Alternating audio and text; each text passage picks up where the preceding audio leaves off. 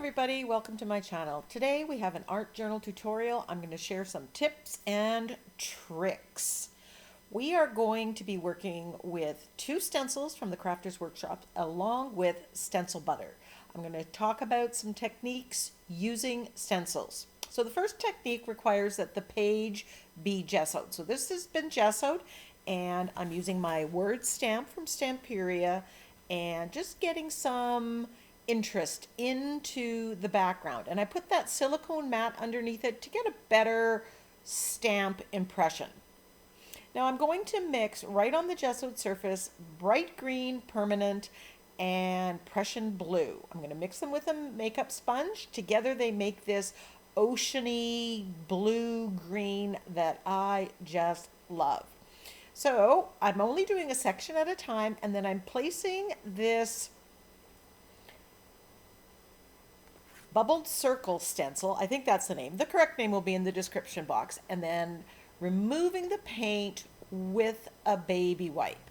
And you can see how that words stamping in the background is coming through. And I love that look. And I know this circle stencil, bubbled circle stencil, is going to become a fast favorite. Now I want to turn this into sky and ocean, but I'm keeping the same color, but I'm going to switch up the stencil. I'm still going to remove this paint through the stencil, but I'm using this ocean wave stencil. Now it's pretty delicate, so when you have a stencil like that and you're using this technique, you need to be careful or you're going to damage your stencil, and you don't want to do that. I wanted those waves and those swirls in the background. I'm just holding that stencil down and going much slower here than removing the stencil with the other stencil on the top part.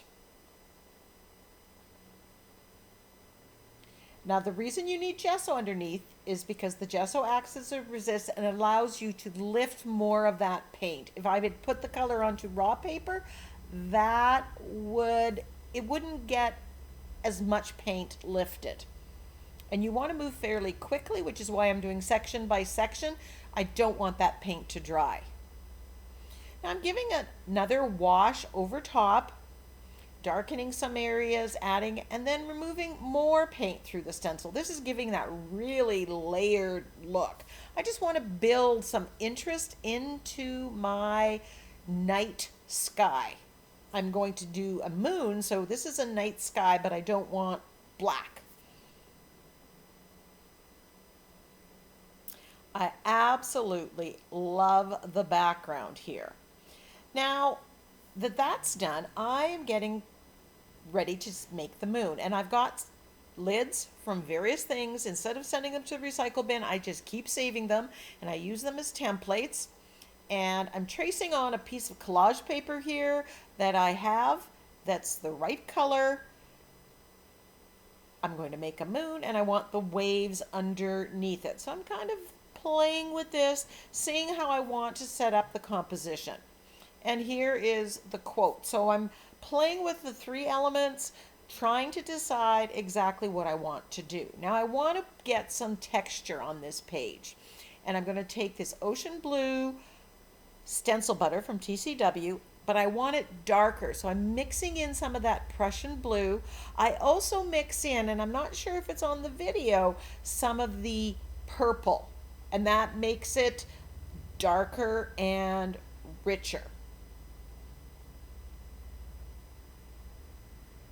I also grab, there's the purple I'm adding right now.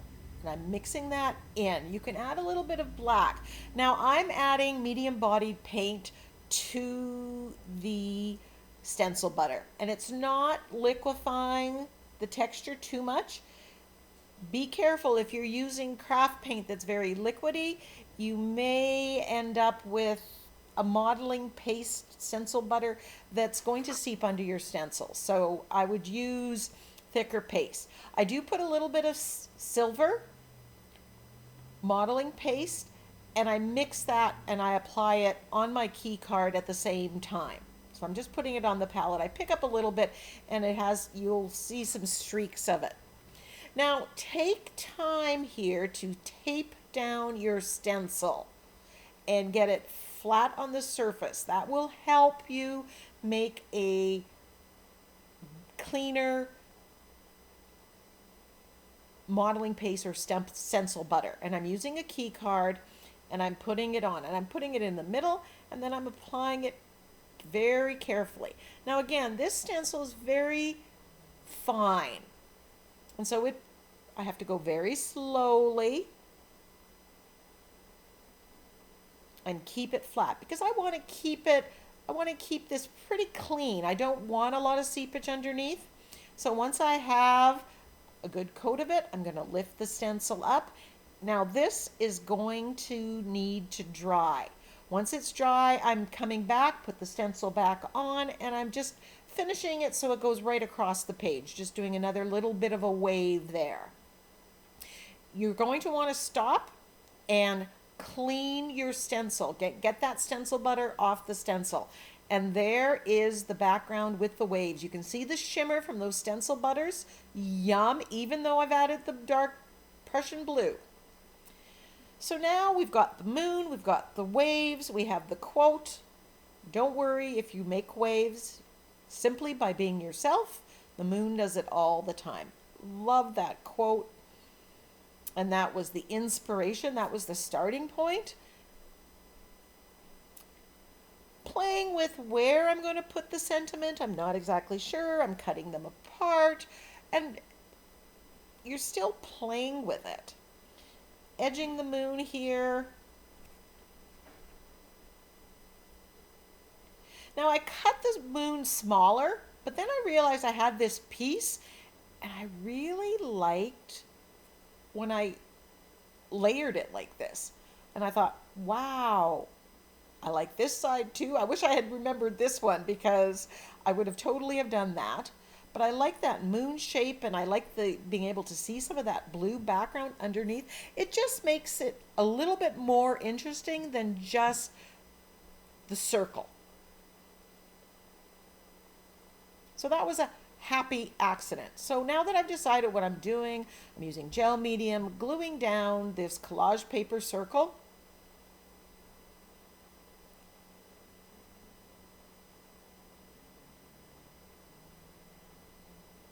Giving it a quick dry, cutting off the excess, making sure everything's glued down, and then we're going to collage this piece over top of it. I'm just fussing a little bit with the placement. I like how it makes kind of a eighth of a moon there, moon shape as well. The stencil that I used in the background at the top of the circles mirrors the circles that from the moon as well. And that's why I chose it, because I knew I was going with a round moon.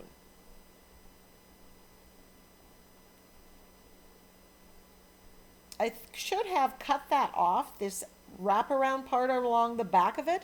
I think that would have looked better and neater in the final design. So if I was doing that again, that's what I would do. So I'd have it swing around the side and cut it off. So still playing with the sentiments, not sure where I want to put them. Do I want to move part of it over down to the waves?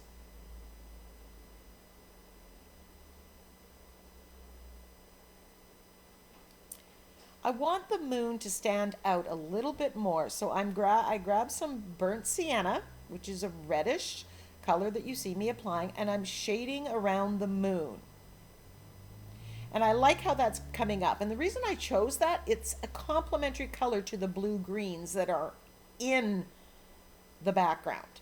That's why it just works so well. It's adding some depth and deepness to the moon. And I want to make that moon come out a little bit more. And I'm going to do a lot of things to it until it matches what's in my head. Sometimes you don't know exactly how you're going to do something. You just do one thing at a time. and just keep going till you get it. But I'm liking the addition of that. So now I want the waves to also show up. And so I'm taking white and I'm shading around or highlighting around the waves to the background. And then I'm going to add some white on the waves as well. Just like it's moonlight shining, reflecting off the waves.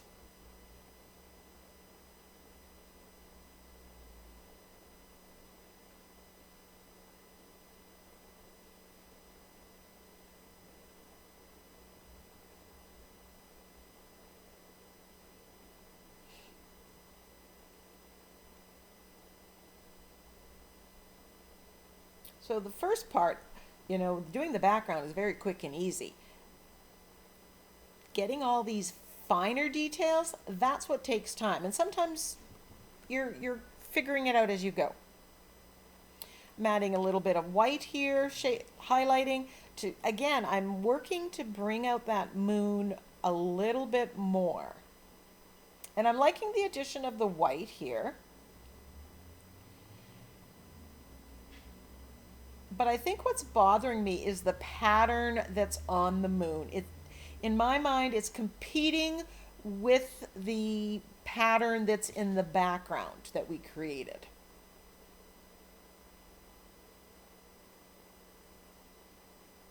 So here's what I do.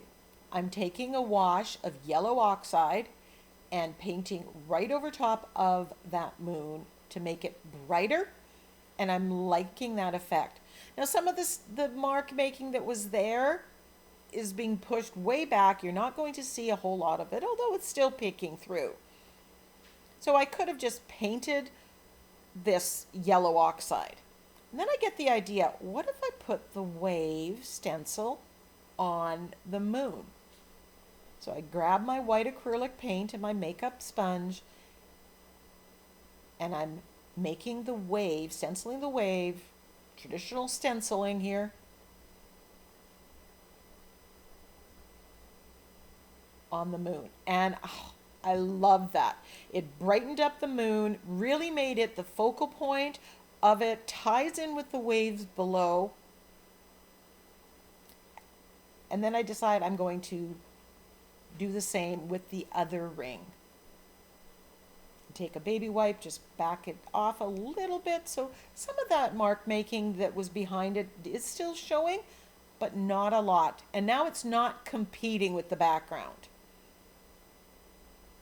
And the deeper yellow oxide color brightened it, so you get that true contrast with the background. So I'm adding some of that burnt sienna back in because, of course, I lost all that work.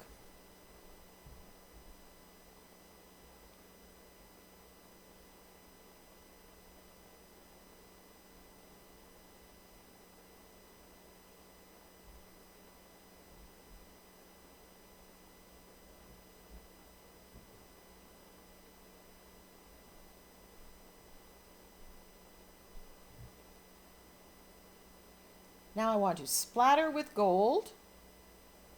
These are going to resemble stars in the sky. And then I'm also liquefying, watering down some of that burnt sienna, and I'm going to put that in the sky. And that's just going to add it to the rest of the page and make it all fit in together. I love, love, love how that turned out. Now I'm ready to do some of the finishing. I am shading or edging the page with black acrylic paint with my angle brush. This frames the page.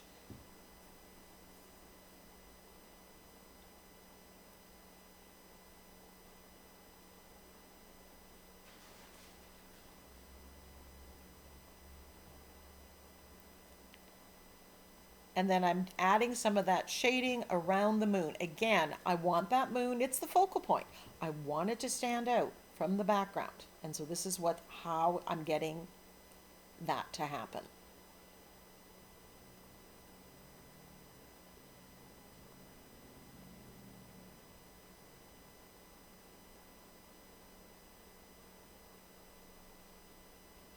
Removing the tape, and I just heat it up a little bit. That just releases the glue so it doesn't rip the paper.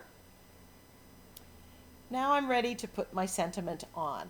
And after how many times I've tried moving it here, moving it there, I've decided to put it right here. The white that's on the background of that really goes well with the wave that's on the moon. And the sentiment, or the font that I chose here, is a little bit bolder too, and so it stands out on the page.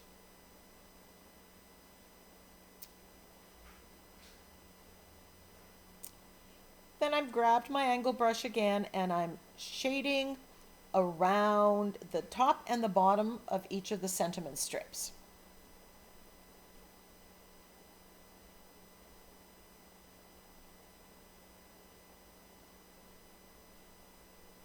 Everything that I've added there is peeking through.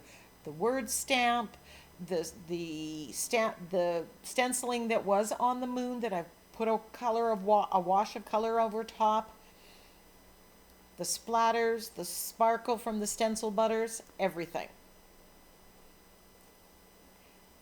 Here are the close-ups. I hope you enjoyed this tutorial. Leave me a comment, ask me a question, and until next time, go get creative.